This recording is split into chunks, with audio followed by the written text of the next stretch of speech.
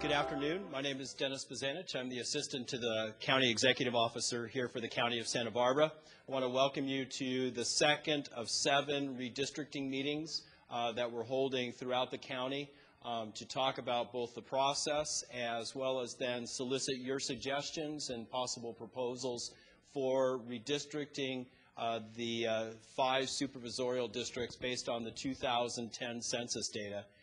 What we're going to do this afternoon is we have a very brief presentation. It takes us about a half hour to walk through the presentation, and then the balance of the time will be left for public comment. Based on the size crowd today, we'll give you ample opportunity to make public comment today and make sure that we get all of your perspectives. You also have the option today of putting forward a proposal for a redistricting plan. And if you have already maybe worked with our staff to create a map and a report, we will take those as well today.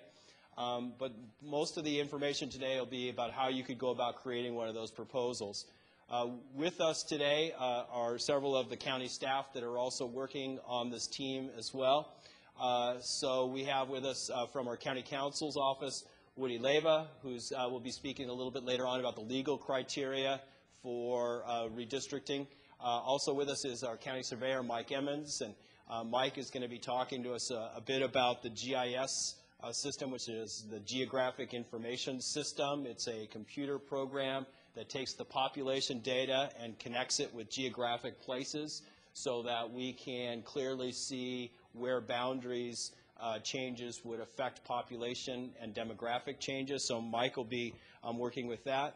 Also with us is Tanyel Metlovsky, and Tanyel is actually our GIS technician on this project, working with the software itself.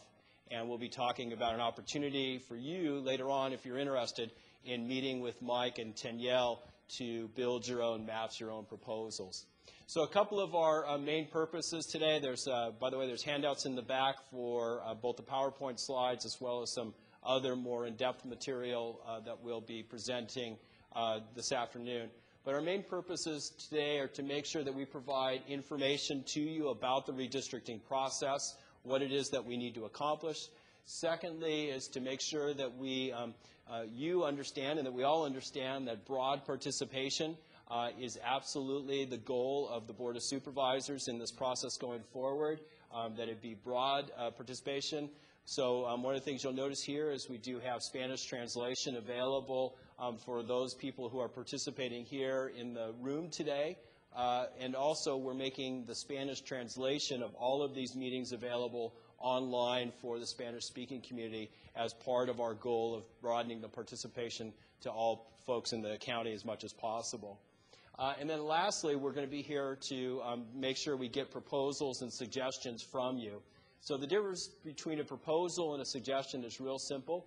A proposal would be a suggested proposed map with all of the district boundaries laid out for the utilizing the 2010 census data in redistricting. So it would be kind of a complete plan, if you will, for redistricting. And many folks are interested in bringing those forward, and I know Mike and Tanyel will be speaking a little bit later on about how you can sit down with them to put together your proposal. The other opportunity for your participation is to make sure we gather absolutely as many suggestions as is possible from you, the public, to use in putting together the plan later on. The board made a very clear decision not to have maps proposed ahead of time. They wanted to go and hear from the public first, bring all of those suggestions together before giving any kind of direction about how to go forward with any proposed plans. And so that becomes an absolutely critical ingredient in your suggestions. So that's really our main purpose for being here, is to do this, but we just want to do a little bit of a context setting piece before we get into that. A couple little extra pieces about what we've tried to do, what we've been doing in order to reach out to folks to make sure that they have an opportunity to participate in this process. Number one, we created a really rich website at www.countyofsb, that's all one word, .org, and on the county's homepage there is a redistricting link on the very front page, the bottom third right in the middle, redistricting link that'll take you back to that page. On that page, you're going to find the full schedule of all these public meetings, links to the videos of each of the meetings as we produce them and put them up. We already have the Carpinteria meetings up, links to the Carpinteria meeting already up. So those are on there. We actually have a data viewer piece of software that's available too on the maps page that will give you the ability to zoom into a map kind of like you would with Google Maps and be able to see at the census block level, and I'll define that in a little bit, but the census block level, what the actual population counts are at the census block level. That you can use at home or with groups of other folks to begin to think through your strategy about the ways that you might change the district boundaries and how you might incorporate additional parts of the population there. So that becomes one of your resources there. And there are many copies of the existing district boundaries as well that are available on that website. We also have a Twitter feed and email updates that I'm sending out. So everybody's doing Twitter, so we thought we'd try Twitter too. I'm still trying to figure out what it's all about, but we're using that 144 characters at a time trying to describe the redistricting process. And it's going to take quite a few tweets, I guess, to do that. And then we do have this series of public workshops. This is the second of 7. Next week we're in North County. On Monday we're doing 2 workshops, one in the afternoon in Lompoc and the second one in Guadalupe in the evening on Monday. And a week from today we'll be in Santa Maria in the evening at the board chambers in Santa Maria. So, and then the week following that, the 31st let's see, 31st of May, we're in Goleta, and then on June 1st, we're in Solvang, all at the City Council chambers. So we do have those going on.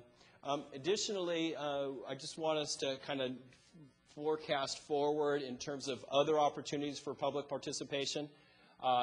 In July 12th, I will be bringing back all of the information we gather at all of these public sessions and any submitted maps that we have from the community at that point. All of those will be brought back to the board on July 12th, and we'll be seeking board direction about the next step. What would they like us to do?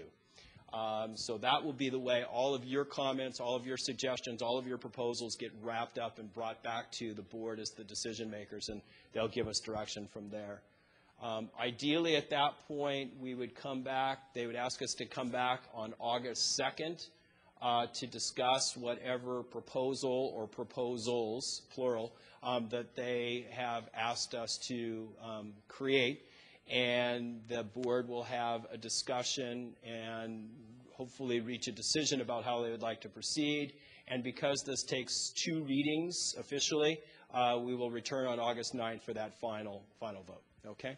So that's the plan going forward in terms of how your public comment will get incorporated into this process going forward. Okay? Good.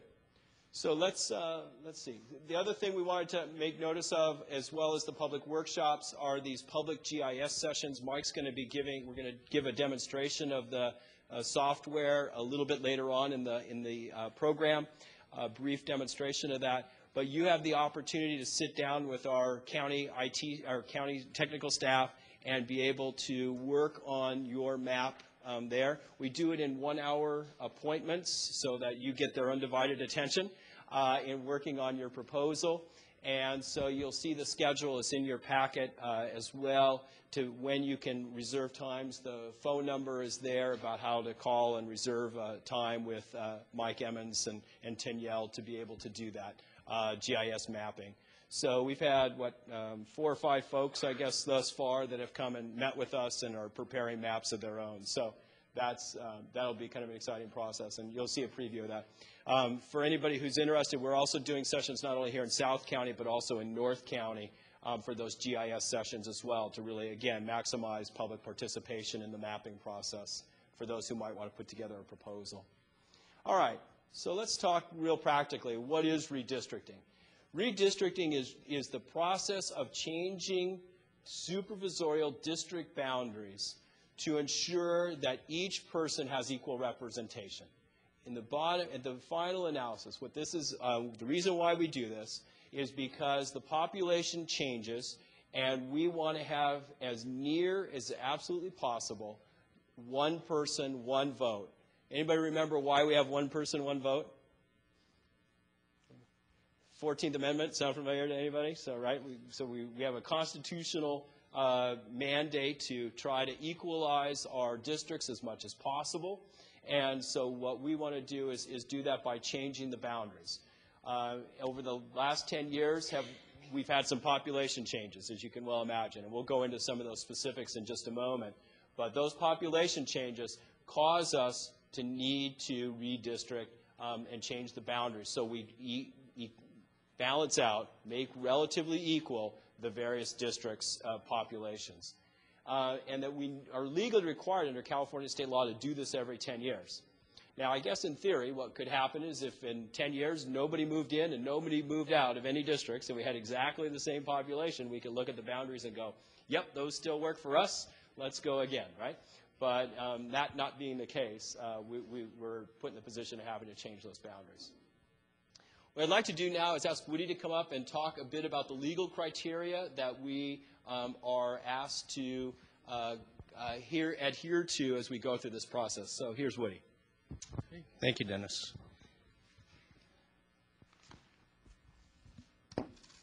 Well, good afternoon. I'm going to try to give you a very quick overview of the legal criteria that applies to redistricting. Hopefully it's clear. I've tried to make it as concise as possible. As Dennis mentioned, this is required every 10 years according to law. And in the packet that we have available for you, you're going to find the relevant election code provisions as well as a copy of the Voting Rights Act. It's a federal law that applies to redistricting process as well. The election code is on page 18, and the Voting Rights Act is on page 19. There's also a glossary that defines the various terms that we use in redistricting, the legal terms, and you'll find those on page 13. There are two main points, two main legal criteria that apply in redistricting. Essentially, there's two mandatory criteria that you have to be aware of. These are contained in Election Code Section 21-500. That section states that following each decennial federal census, that is every 10 years, and using that census as a basis, the board shall adjust, that is the Board of Supervisors, the boundaries of any or all of the supervisorial districts of the county so that the districts shall be as nearly equal in population as may be, and shall comply with the applicable provisions of Section 1973 of Title 42 of the United States Code, which is a long way of saying the Federal Voting Rights Act. So, two mandatory criteria: equal population, as nearly as equal as possible, and compliance with the Federal Voting Rights Act. So when you think of equal population, you think of the principle that Dennis mentioned: one person, one vote. Each person's vote should be, to the extent possible, weighted equally. The equal protection population requirement in the code protects the votes and rights of representation of people, and you must use total population of the county. So it includes a count of all the population within the county. And you must use the census information. So ideally what you want to achieve to meet the equal population requirement is to have all districts as equal as possible. So if you have a hypothetical county with 50,000 people in it, and you have 5 supervisorial districts, you're going to, of course, want to have 10,000 people within each district. Maybe impossible, but that's what you're shooting for. You're likely to have some deviations in population for some reasons that I'll discuss later on because of some of the criteria that's required. If you do have a deviation, there's really no safe harbor in terms of a percentage of deviation. The courts have been very clear that they would like to have as much equal population as possible. So any deviation that you may have has to be justified based on some rational policy or some of the permissive criteria that you can consider under the election code, which I'll describe later. So if you have a deviation in one of your proposals, you have to ask, what is the policy that requires that deviation? For example, contiguity. You want to make sure you have contiguity in the district boundaries. you want to preserve a community of interest, any of those criteria may justify the deviation. So you have to ask that question and why that deviation is necessary. Also, the second mandatory criteria is the Voting Rights Act. Again, there's a copy in it, but I'll just read quickly off of it. Basically, you violate the Voting Rights Act if, based on a totality of circumstances, the political process leading to nomination or election in a political subdivision is not equally open to participation by members of a class of citizens protected by subsection A, and that's a minority population, either language minority or demographic minority, in that its members have less opportunity than other members of the electorate to participate in the political process and elect representatives of their choice, provided that nothing in this section establishes a right to have members of a protected class elected in numbers equal to their proportion in the population. Okay, that's straight out of the statute. So what's it mean? Well, there are a lot of court cases on this, so I'm going to just try to be, again, concise. The Voting Rights Act seeks to accomplish the following. It wants to prohibit any voting practice or procedure that results in denial of abridgment of anyone's right to vote based on race, color, or minority language status. It also seeks to protect or prohibit electoral systems, including redistricting, which dilute minority voting rights by denying minorities an equal opportunity to nominate and elect candidates of their choice. How do you apply this? Well, when you're looking at the maps and you're trying to construct a proposal, you have to look for what's called possible minority vote dilution. That means that you're reducing a minority's opportunity to elect their own candidate or influence the election. So take a look at the demographics. When Mike Emmons gets up and shows you the GIS software, you're going to see that it provides you the demographic of a certain population area. So Section 2 now, you have to remember, focuses exclusively on the consequences of redistricting. So only if a redistricting plan or proposed plan has the effect of denying a protected class the equal opportunity to elect a candidate of its choice is Section 2 violated. So you have to focus on the result or the effect of whatever proposal you're working on or you're looking at. So for example, if you have a population within an area, within a proposed district that constitutes 50% plus one of a minority group, you may not want to split that minority group. You may be in violation of Section 2. If there's an alternative available that would preserve that minority majority, that may be one that should be considered in order to comply with Section 2. Again, Section 2, it's very clear in the case law that you cannot use race, however, as a predominant factor in drawing your redistricting lines. Section 2 does not also or however require drawing a boundary to maximize minority districts.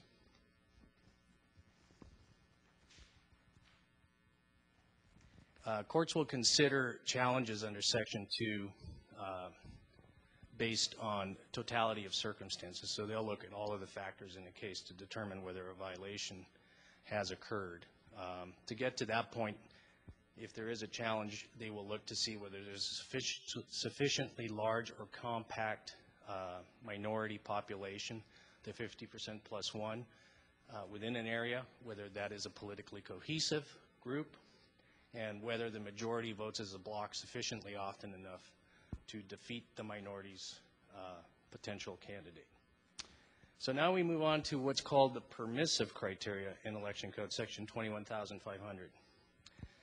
This portion of the section states that in establishing boundaries, and you have some of these listed up there, and I'm not going to necessarily go in order, the board may give consideration to the following factors: topography, geography, cohesiveness, contiguity, integrity, and compactness of territory and community of interests of the districts. These are the factors that if you do have a deviation of some sort in terms of equal population among the districts may justify those deviations. That's what a court would look at. So again, if somebody's trying to preserve a community of interest by not dividing it, you may have a slight deviation, and that may be okay as long as you can show, based on the evidence, that that's what you're trying to do. Okay, contiguity, what's that mean? It's pretty self-explanatory. It means that the entire district is within one boundary. So you can see on this map you have districts that are contained within one boundary. You're not creating donut holes, you're not creating islands. Irregular district lines could present some problems if you're drawing a proposal and you have a strange little jigger-jag over here. That should be a red flag. You want to find out why that line's there, or think about why you drew that line the way you did. Another definition of contiguity is that every part of the district is reachable from every other part without crossing the district boundary. It means you can go from here to the other side without leaving the district. Compactness. Compactness refers to a geometric shape. You consider the extent to which the district geographic territory is dispersed from its center. So you're trying to keep things tight, essentially, in terms of the boundaries of the district. It also concerns the ability of citizens to relate to each other combined with their geographic proximity to each other. So factors you'll consider in light of that definition are things such as the sense of community made possible by open lines of access and communication within the area described by the district boundary. Do people talk to each other easily? Do they communicate easily with each other? Consider the availability and facility of transportation and communication between people in a proposed district and between people and their elected representatives. The closer together they are, the more likely that's present. Geography and topography. This is somewhat as simple as it sounds. Consider natural barriers, mountains, rivers, as well as political boundaries. So you take a look at the map and you see where these things are, and you see what kind of makes sense in terms of how you're dividing the districts. You try to maintain geographical integrity as far as is practicable. That is, you draw boundaries within these barriers to the extent you can. You try to maintain city boundaries if you can. It may be impossible to do that based on your population. But essentially, you want to just look at all these factors when you consider the boundaries. Communities of interest. This refers to a grouping of people within a geographic area, such as a neighborhood or city, that have social and economic interests in common. There's a much longer definition in your packet, which I'll refer you to because I'm almost out of breath anyway. So read that, and it gives you examples of what may be some of the common interests that may exist within an area that would justify finding that there's a community of interest present. Essentially, these last criteria that I talked about, the ones other than equal population and Voting Rights Act compliance, are permissive. They should be considered when a plan is being drafted, however, simply because it's a good guide, and the courts have said in some opinions that to the extent that you comply with those, they'll justify deviations in population, and they will probably prevent a whole lot of problems in terms of Voting Rights Act compliance. Essentially, those are the basic criteria. It's ultimately up to the Board of Supervisors to adopt a plan within their discretion and in compliance with the legal criteria. And that's basically it. Okay. Thanks, buddy. Okay, so that gives a bit of the context of what it is we're seeking to accomplish with redistricting and important information as you consider your suggestions and proposals going for things that are both required as well as permissive in terms of the design. What we'd like to do now is just give you a little bit of an overview about what it is that is happening in terms of the population that is really necessitating the change that we're needing to look at in terms of district boundaries this time.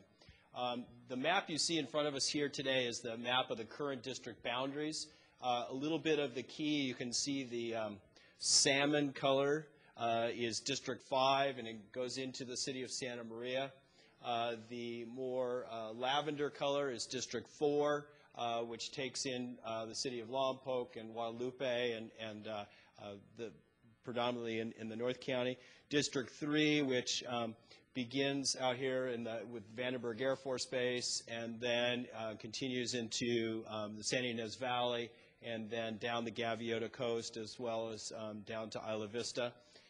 District 2, which is predominantly Goleta and the city of Santa Barbara, and then District 1, which is the rest of the city of Santa Barbara into Carpinteria, Montecito, those communities there. When you see the darker lines, you see a number of these darker lines here. Those are census tracts. Census tracts are the largest grouping of population by the Census Bureau. For example, in Santa Barbara County, we have 90 census tracts in this map. And so if we came up here and counted all the spaces between the black lines, you'd end up with 90 of these census tracts. Below that census tract level are what are called census blocks. We have roughly 10,000 census blocks in the county. Okay, so countywide, about 10,000 census blocks in 90 census tracts. It makes sense in terms of how the data is and how the population is distributed. What you see in these gray shaded areas within each of the pink areas, if you look at this map here, these gray shaded areas are census blocks that have population in them. So there was at least one person living somewhere out here, okay? There's at least one person living in any of those gray shaded areas. And what this is really meant to illustrate is the fact that we do have large segments of the county area, large numbers of square miles where there is nobody living, okay? So that's something to keep in mind as you think about the shape and compactness and some of those other criteria that Woody was just discussing is often impacted by where the population physically is on the map. And that's why the gray shading area kind of helps. The other thing you'll notice, and it's kind of easiest to see up here in the Santa Maria area, and you're welcome to come up here and stare real closely at the map if you'd like, are these yellow dots, these gold dots. And what we did is, with the help of Danielle and Mike and the GIS data, these gold dots represent population density. There's literally a ratio of for every 5 individuals, there's one of these yellow dots on this plot, on this map. And so you can now clearly see where the population density is. The yellower it is, the more people there are, the denser it is in terms of population.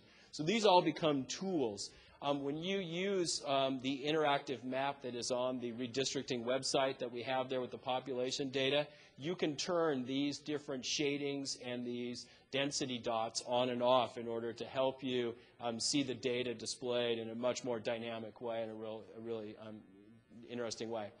What we found in the graph that's up on the chart now is representing by district. So we start with District 1 to District 5. The population totals in 2000 and then in 2010. And then the line, the other data tracking there, corresponds to the axis with the percentages down the right-hand side of that slide. And that's the percentage of growth or reduction, in one case, between 2000 and 2010. So it either shows the growth rate or the reduction rate between 2000 and 2010. That's what the squiggly line demonstrates. So one of the things you can see quite dramatically in looking at that graph is that District 5, which is, of course, up here in North County, grew fairly significantly. In fact, the growth rate was just over 27% between 2000 and 2010. Rather significant growth rate. At the other end of the spectrum, you see District 1, and that population actually shrank by about 4% between 2000 and 2001. And so what you see is a rather dramatic shift of increased population in North County and a very slight reduction in far South County, and most of the other districts being both, meaning Districts 2, Districts 3, and District 4, being fairly flat, relatively flat statistically between 2000 and 2010.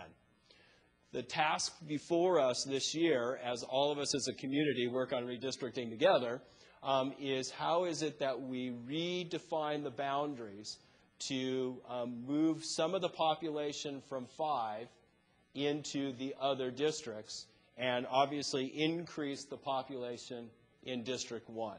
And in fact, when we go to this particular data here, it shows exactly the kind of thing, the data we're looking for.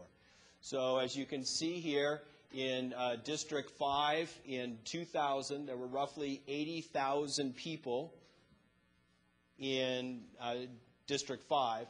But now in 2010, we have over 101,000 folks in District 5.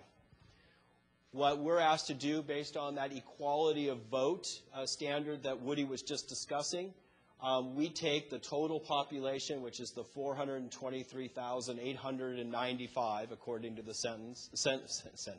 according to the census, and we take that and divide that by 5, and that gives us what our target population per district is, which is the 84,779 that you see in the bottom center column there of that chart. So as you're thinking through a proposal or making a suggestion, that's the target population that we want to move toward for each of the 5 districts, is roughly 84,779. For example, 10 years ago, when they established the districts and district boundaries and the district populations in the 5 supervisorial districts that you see in this map, 10 years ago, I think the total variation from the largest population district to the smallest was like 1,150 people between the largest district population-wise and the smallest district population-wise. So it's just to kind of give you a frame of reference in terms of the total variance that we're kind of considering here. So when you look at this, at the chart that's up on the large overhead now from the computer, the PowerPoint, one of the things you'll notice is the variance column there on the far side. That's the total population that needs to either be increased. In the case of that negative number, think of that, we have to put 8,800 more people into District 1. Okay, we're 8,800 people below. That's what the data is saying now. We're 8,800 people below that target number of 84,779. Make sense? And the same thing when you look at District 5. What the data is saying is that we have 16,000, over 16,000 people too many in District 5 compared to that population of 84,779 that we're targeting. Make sense for folks of what we're having to do here, the nature of what we're having to do? So there is really an increased need for your public participation about how we do that. As Woody mentioned a little while ago, one of the other things that's happened during this past census cycle is that we now have 2 cities in our county that exceed that target population. Prior to this, the city of Santa Barbara was too large to fit into one contiguous district. Now Santa Maria is also too large to fit in one contiguous district. And so when you think about how we divide the cities up, becomes really important, and that's why your participation is so critical and so essential, is to help us with those decisions and making those suggestions. One last bit of the data I just wanted to talk about is a little bit about the demographics changes that's occurred in the last 10 years. As Woody indicated, we want to ensure our compliance with the Federal Voting Rights Act in all of these decisions we make, and so it seems helpful to inform you as the public as to what it is that we're looking at. And so what you see here represented in these 2 bars, when you look at 2000, you see that the white folks who had designated on the census that they were white is slightly over 50% of the population, about 52% of the population in the year 2000. And now what you see is that number of people who have designated themselves as white is slightly under 50% of the total population in 2010. And what you see is a corresponding growth in the percentage of people designating themselves as Hispanic in the 2010 census has grown since 2000. So if you look at the total populations, you see this relative shift countywide in our demographics. So finally, what are our goals? What are we trying to accomplish here? So as we've indicated several times now, our goal in redistricting is to come up with nearly equal population in each of the 5 districts. And that target number is the 84,779. Our other goal, our other purpose here is to make sure that this is as open a process as possible. I'm responsible to bring back every single thing you folks say to the Board of Supervisors. And I take that responsibility very seriously. That they need to have all of your input in order to help them with this decision-making process. So this is an open process. You can come back on July 12th, and if you don't see your comments fairly represented, you know who to call. It'll be on me. And then finally, we want to make sure this is as broad a participation as possible. So even you folks watching at home, if you have suggestions, you can certainly access that website and make email suggestions as well. What we'd like to do now is give you just a real brief demonstration of the GIS software, just so you have a sense about what's there. If you're interested in making a proposal, just to be able to see how well this works. But also, I think it's just overall an interesting exercise in seeing what it is that it takes to really affect the kinds of population changes that we need to do in order to deal with the variances that we now have in the population. So I'd like to turn it over to Mike Emmons, our county surveyor, so he can narrate this last part of the presentation. Thank you very much, Dennis.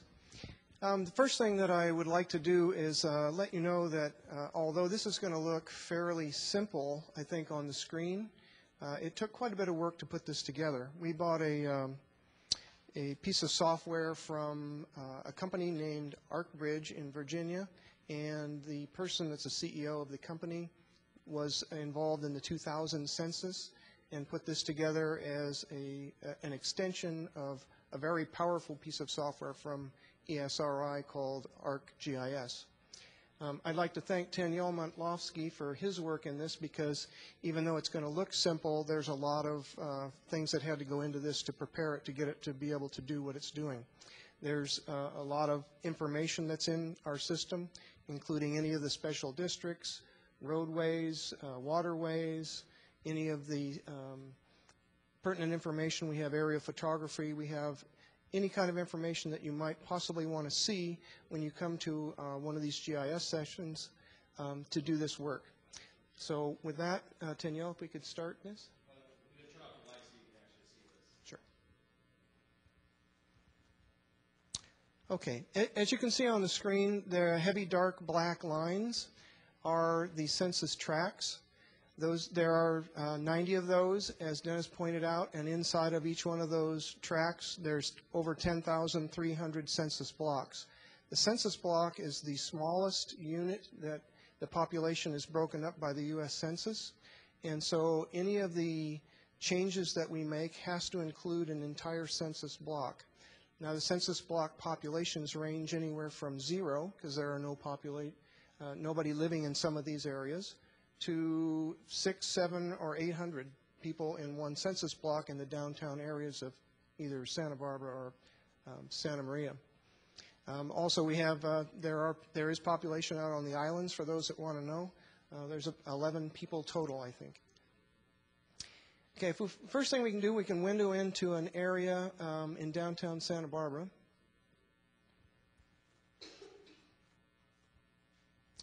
And what we're going to show you is we're going to show you how simple it is to move one area from the second district into the first district.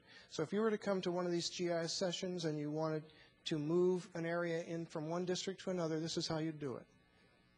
Danielle's going to take the area that's located to the north of Mission Street and the north of the 101 freeway. And then he's going to, along with the, bounded on the west, by Mission Creek and then State Street.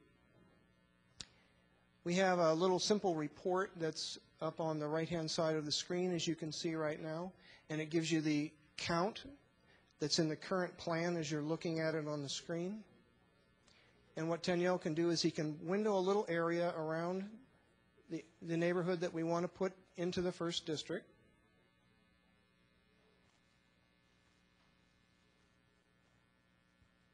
And then he'll select that. And once he selects that, you're going to see what the change will be in this little report. What it's telling you on the top of the report is that 4,138 people are going to be moved from District 2 to District 1. And it gives you the demographic information in the white area on the right-hand side. There's 2,951 white, 65 black, Native American 45, Asian 166, and so on. Now, the census data that we have actually reports on 35 different categories of information, so they're also included in all of this reporting. Okay, so what Daniel will do is he'll just take that area. It's already selected. You can see it in the blue lines. He'll essentially grab it, drag it, and drop it over onto the first district. And before he does that, it'll give you a little report that says, okay, the current total in District 2 is 81,698 people. The new total is going to be 77,560, as well as the first district, which is 75,906 currently. The new total would be 80,044. Now, before we do this, you have to remember our target is 84,779. So this is going to move 4,000 people into District 1. On the right-hand side, you'll see it actually calculate the differences automatically. So it updates it, and all the other demographic information is updated at the same time. Now, after you get through with this process, and you've done this for all 5 districts, and you've come up with an entire plan, we can print a report for you on the demographics of your plan. So there's a report button that's on this, on the bottom. Tell it to include the demographics.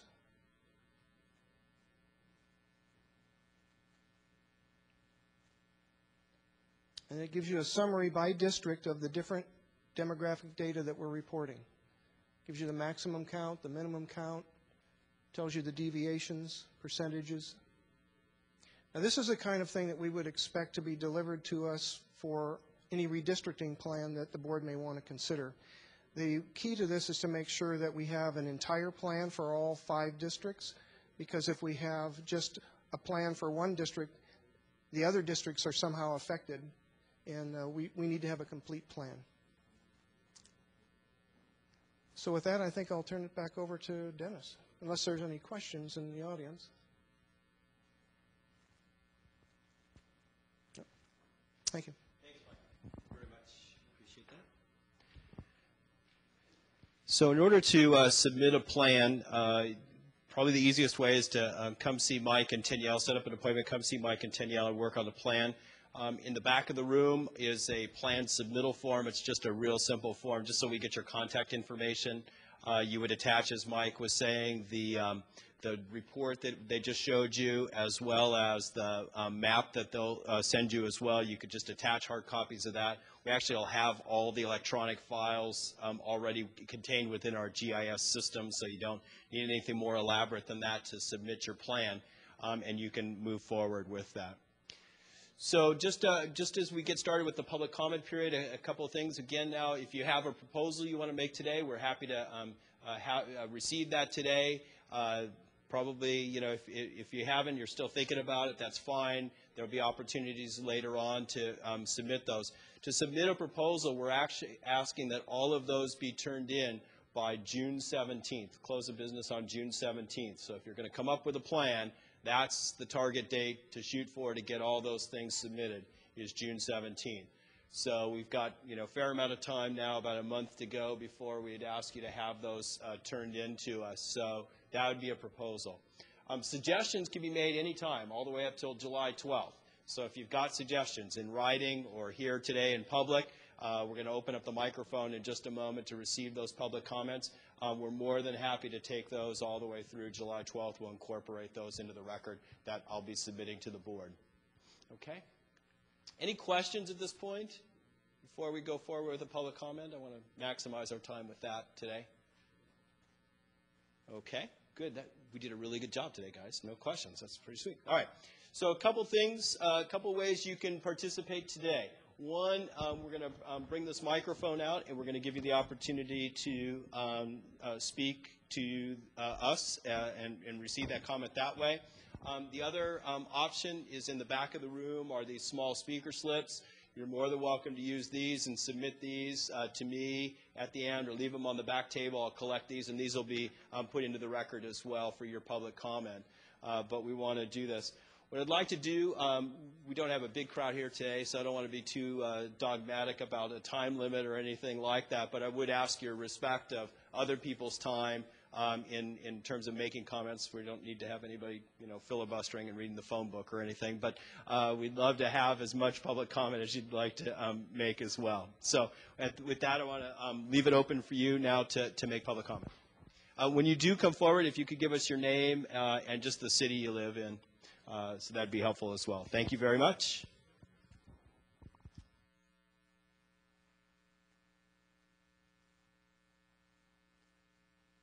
Don't be shy.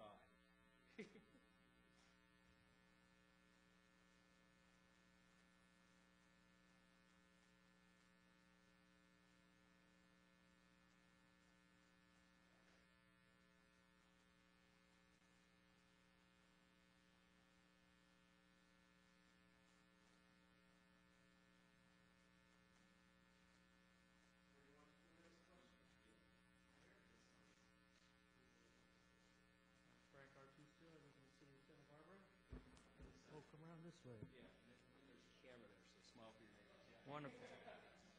Well, my question is there any roads that connect District 1 with the backcountry of District 5 such that it would be contiguous to include it with District 1?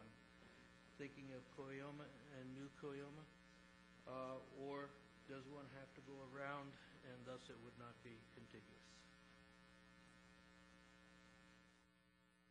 There are no roads that go that way, that would connect it this way. But let me ask Woody a little bit of feedback on about is having a road available the main definition of contiguous?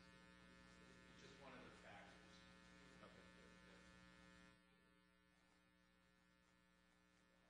Okay. Thank you. It would just be one of the factors that would go into the definition of contiguity. You can try to draw boundaries any way you like and then just apply those criteria to it. But that facility, the transportation, that may actually be something that relates towards compactness as well, because that would fall within that definition. Does that help?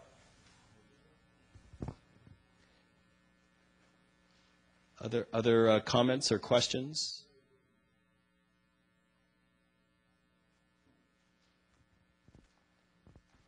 Come on up. This is public time. Where do you count students, military, prisoners, group home occupants? Some are located, in particular areas, and when they count them where they come from.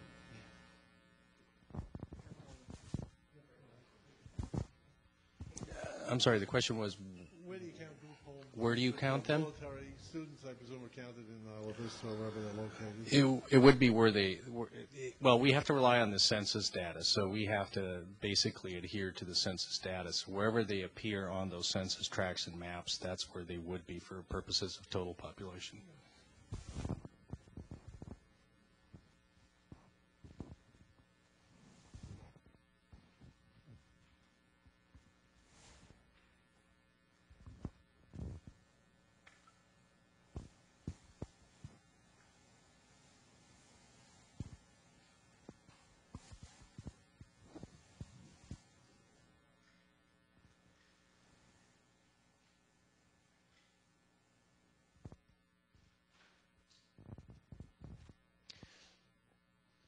Don't want anybody to miss the opportunity here. Everybody done? Okay, going once? Don't make me call on you individually. Sure? Anybody? Yes? Would you like to? Do you want to come up here? Bring the mic back to you here. I came in a little late, so I apologize if this question is redundant, but what's the minimal population criteria for a district? Now, what constitutes creating a sixth district? So the minimal criteria population-wise that we've set, it's kind of the minimal and the maximum in the same numbers as 84,779. So we want to be as close to that as possible. What has typically been looked at has been the variance from that number, so not an absolute minimum, but really as to minimize that variance as absolutely as much as possible. In terms of creating a sixth district, I don't think we have the legal capability of doing this at all. We, as being what do we call ourselves, a general law county. I should have let Woody to answer this question. I've never been asked that question. No, we are a general law county, and my understanding is that we would have to have 5 supervisorial districts under law. Yeah, rather than confuse it with how you would have to go, what you'd have to do to go about that. But yeah, we're required to have, as general law county, 5 districts. So, yeah. Yes, bring you back the mic. This is more of a technical question. If we are drawing a map set in Maptitude, is that compatible, or should we make an appointment and redraw it with your system?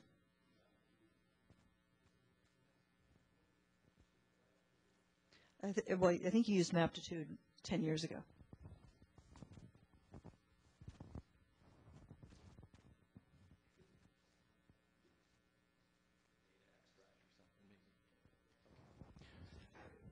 Yeah, the key to it would be to share the shape files with us, and we could import that into ours and create the reports for it.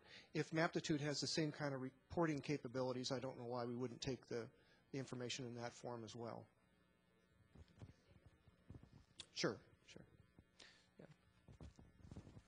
Yeah, as long as the reporting's the same, I think it'd be easily done. And if we could get the shape files, I guess would be the easiest one. And that way, if the supervisors were to want to use that as a base and you be able to do some manipulation of that, it would be helpful for us to be able to have that in our GIS and be able to use it that way. So, yeah.